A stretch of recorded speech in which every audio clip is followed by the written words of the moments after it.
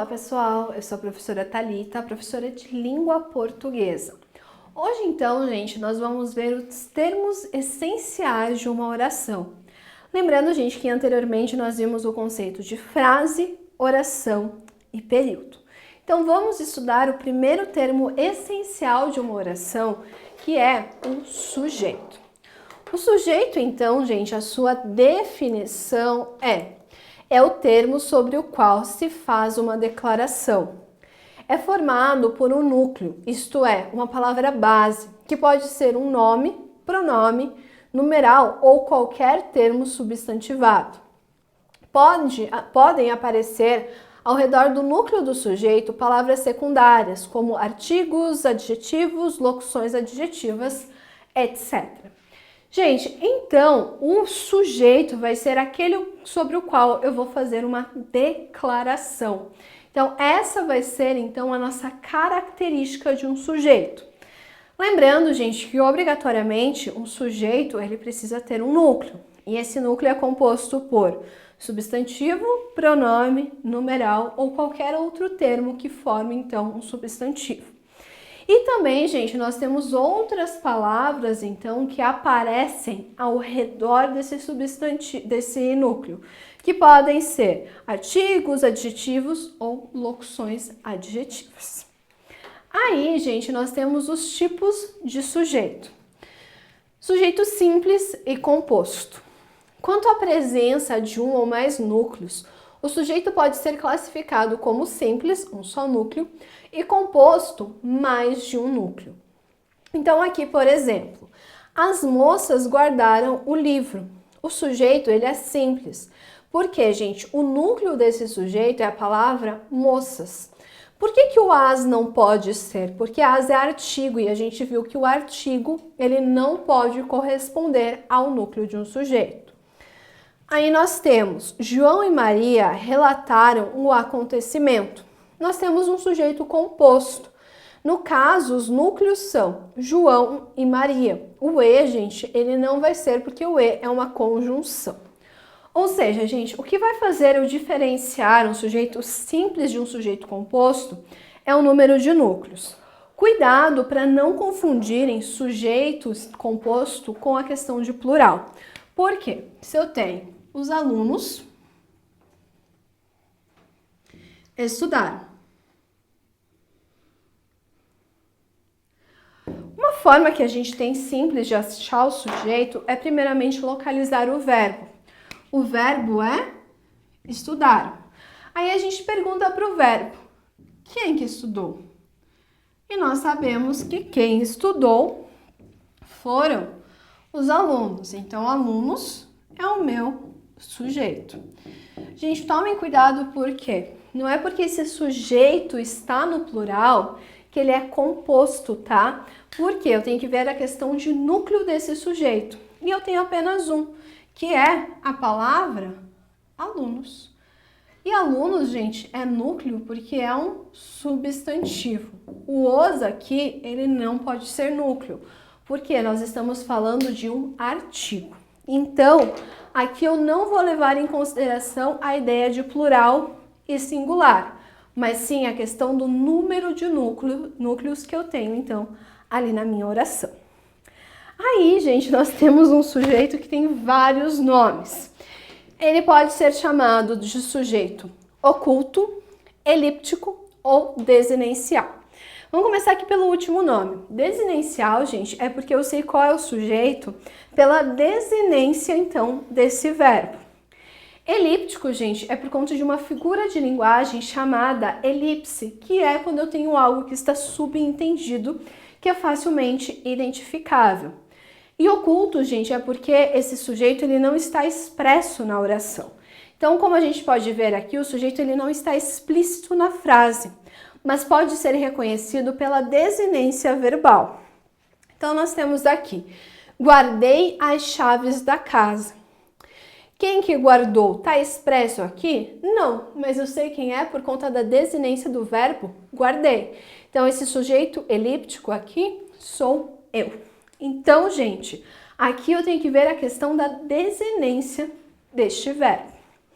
Aí nós temos o sujeito indeterminado, que ele ocorre quando não se pode identificar claramente o sujeito de uma oração. Na língua portuguesa, há duas maneiras de indeterminação do sujeito. Quando eu tenho verbo na terceira pessoa do plural, guardaram as chaves da casa, então aqui eu já subentendo que é sujeito indeterminado, e verbos na terceira pessoa do singular, mais o pronome ser, que no caso fica precisa-se de funcionários.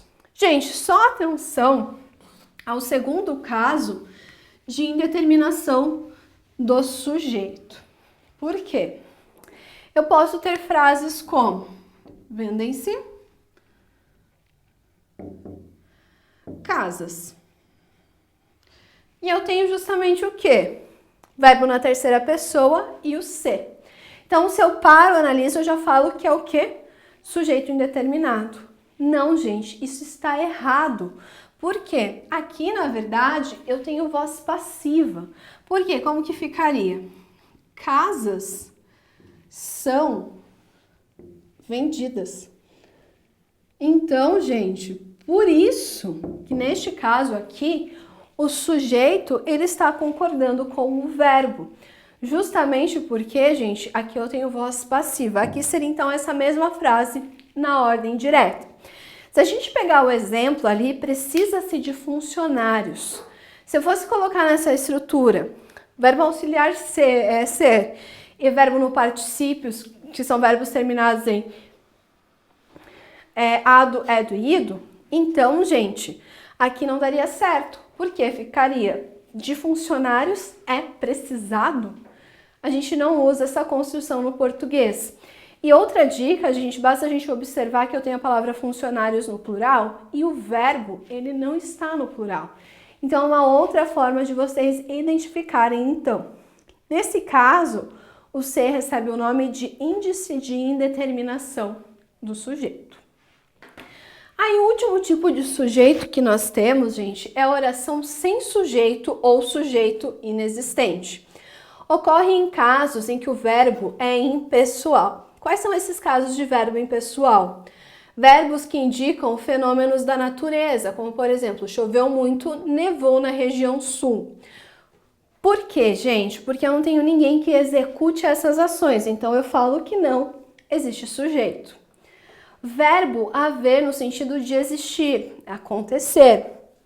Houve muitos acidentes nessa estrada. Também, gente, podemos perceber que o verbo haver aqui ele não está concordando com muitos acidentes. Justamente porque muitos acidentes não é sujeito, porque nós não temos sujeito nessa oração. Os verbos fazer e haver indicando o tempo passado. Faz 5 anos que moro aqui. Há uns meses visitei meus tios. Então, o verbo fazer e haver, gente, eles podem indicar tempo passado. E nesses casos também eles ficam no singular. Então, aqui, gente, o que é importante nós sabermos? Como eles são verbos impessoais, eles não vão concordar com nada, porque eu não tenho sujeito, eu não tenho pessoa que execute, então, essa ação. Por isso que eles recebem esse nome. Outro termo, gente, que é chamado de essencial de uma oração é o predicado. Predicado é o termo que expressa a ação desempenhada pelo sujeito ou o termo no qual está explicitada a informação que diz respeito ao sujeito quanto a oração é constituída pelos dois termos. O predicado deve apresentar, então, um verbo que concorda em número e pessoa com o sujeito. Ao isolarmos o sujeito, todo o restante é considerado predicado. Ou seja, gente, basicamente o que a gente tira de informação daqui? O que não é sujeito numa oração é predicado, então tudo aquilo que sobre. Pode ser que meu sujeito esteja no meio da minha oração, então o que vem no começo e o que vem depois também são chamados de predicado.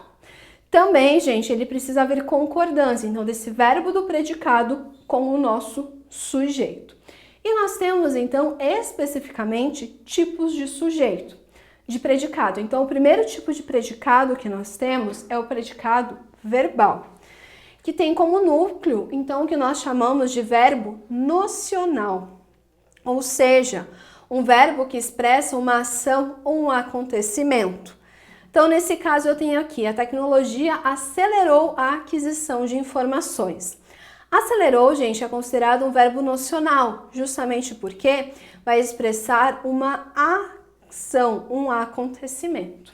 Então, gente, o núcleo desse predicado vai ser esse verbo que está indicando, então, esta ação. Na sequência, nós temos o predicado nominal. Quando o verbo é de ligação, associado ao sujeito, uma característica ou um estado, o predicado é nominal.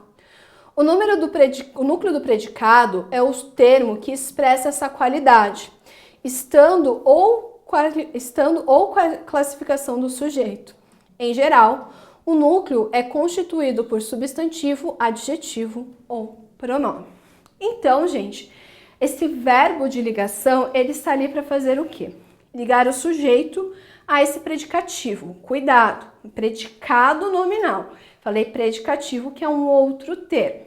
Então, aqui, gente, normalmente esse termo que vai haver, né, depois desse verbo de ligação, é normalmente um adjetivo, porque ele vai estar caracterizando esse sujeito. E por último, então, nós temos o predicado verbo nominal. Nesse caso, ele apresenta dois núcleos, um formado por um verbo nocional e outro formado por um nome, que é o predicativo do sujeito. Então, eu tenho aqui, os jovens trabalharam cansados. Então, eu tenho como verbo nocional o verbo trabalharam e como predicativo do sujeito o termo cansados. Ou seja, neste caso aqui, possuo dois núcleos. Ufa, né, gente? Falamos de sujeito, predicado, mas, gente, são termos que são essenciais, então não tem como a gente não estudá-los. Espero ter ajudado vocês. Até a próxima aula!